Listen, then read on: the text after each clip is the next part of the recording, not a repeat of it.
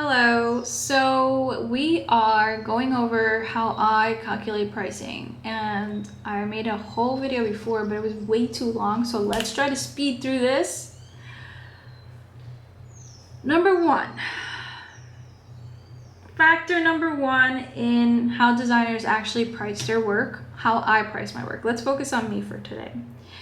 Years of experience. I have been a designer professionally for 13 years and not professionally since I was a child.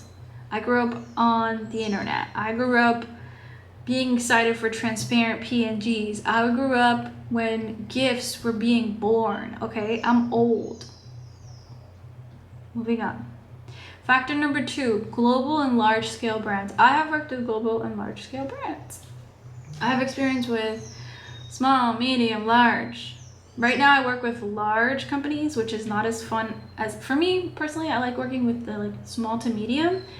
There's more control, less fragmented, less spread out. Large global scale, yes, they pay well. It pays my mortgage right now. But it's not as fun. It's not as fun.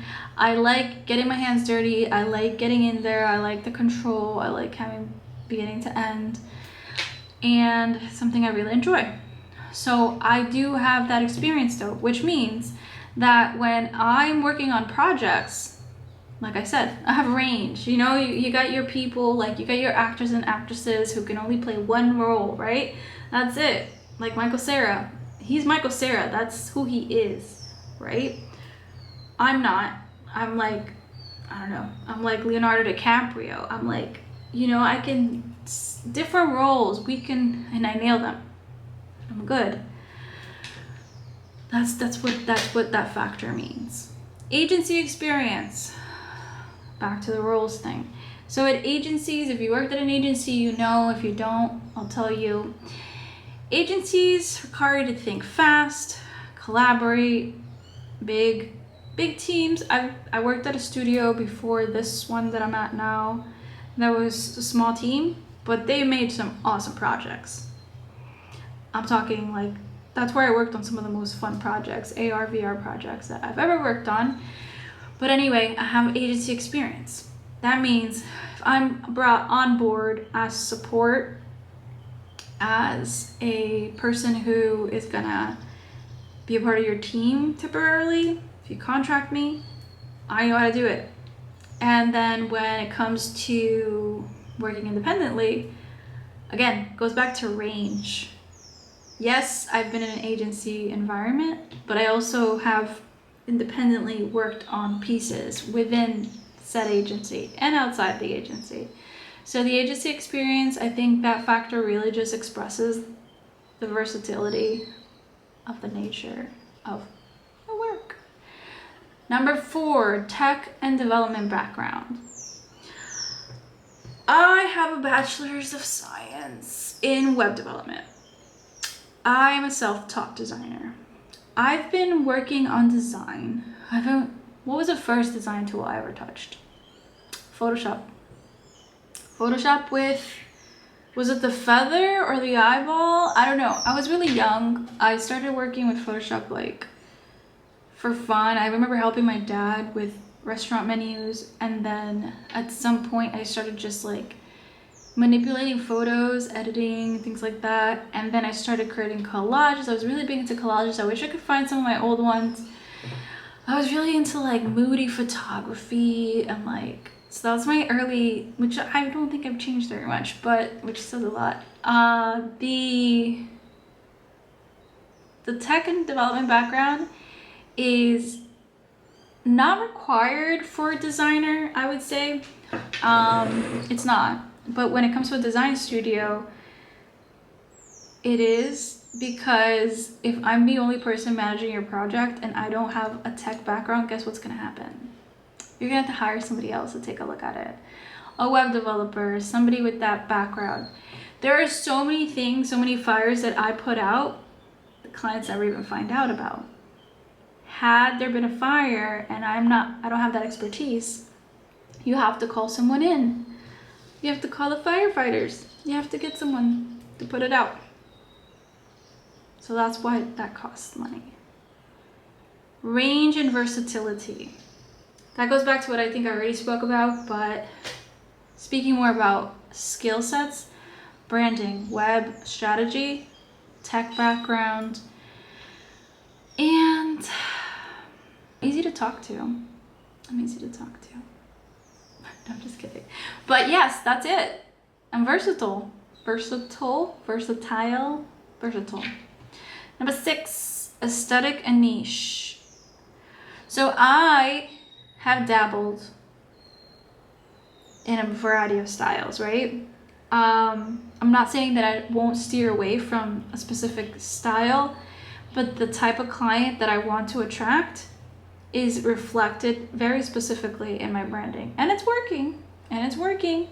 Whoever reaches out to me likes the aesthetic that I'm presenting because it's very specific and it's very consistent. I'm sticking to a very premium aesthetic. This is because I'm trying to attract premium clients. But what some people forget is that with premium work comes premium pricing. So that's where that factor comes in. Next is when we actually do the math. So what are we building? Is it a brand system? Is it a website? Is it a website redesign? And I won't get into the photo shoots and stuff like that. That's also newer to my little catalog, but I have a great time doing it because I've done photography in the past, just not professionally. The hours times the rate. So yeah, you just multiply. But how do you come up with the actual hours, right? You want to account for not just like, oh, it's going to take me 40 hours to build this website. You got to take into account how much time is going to take you back and forth emailing, meetings. Take into account meetings because meetings take time. How much time is it going to take to gather assets, edit assets? If you do that, I try to include that. Again, that's another thing I do. Usually, if you have photos or images, graphics that you need made, what do? You gotta hire an illustrator, photo editor, photographer, what have you, right? Now, if you want really premium photography, which believe it or not a lot of people care, they want just enough to look good, I can get you there. But what I mean is, let's say you already have photos and they don't look so good. Or maybe you just want to elevate them a little bit, match them to the aesthetic of your website or social media or whatever it is that we're working on, your brand kit. Like, oh, I have these photos, I can edit them. We can color grade, manipulate, we got AI now. I recently replaced a shoe of a patient for a chiropractor website. That was fun. The shoe was muddy and the client was like, do you think you could edit this photo because the client's foot, their client, the patient, it's dirty. It looked like they were like walking in mud or something. I was like, yeah, sure. That kind of thing, right? And it could be like a variety of things. I could have charged more for that because I was not in the scope, but this is how I operate, right? Obviously, if it's something that's going to take me a really long time and it's not within scope, we talk about how we're going to price that out. But the fact is, you don't have to go looking for somebody else to do it. Your girl's got it. So that's basically it. And the last factor, which is, it's complex now that everybody's global, everybody's kind of like online, but market value. What are people charging within your area? Not within my area. So what are people charging within your level of expertise, right?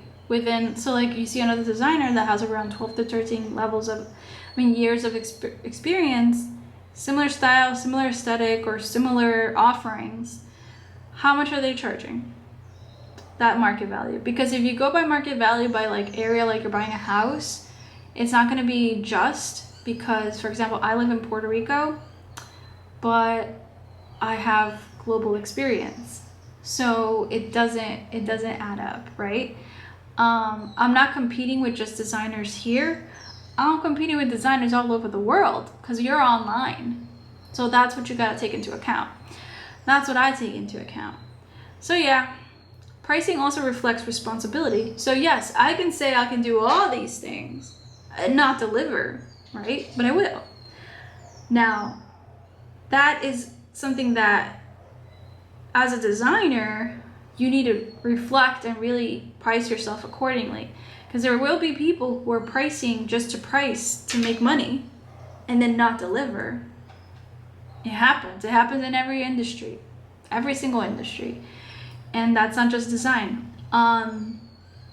But so with me, that's how I operate. That's why I charge what I charge. And I take pride in my work. Like the pricing reflects responsibility. For me, it's more about pride. It's my work going out there. I don't just create just to make money. I have a full-time job right now. So right now, a lot of the work that I do on the side is to grow my design studio, but also because I truly have a passion for design, art, visuals, aesthetic. I live and breathe this stuff. If I wasn't doing it as a full-time job, I would still be doing it in some form. That's how I got into it as a hobby. But yeah, that's how I calculate my rates. Let me know if you have any questions or if you have anything to add. Yeah.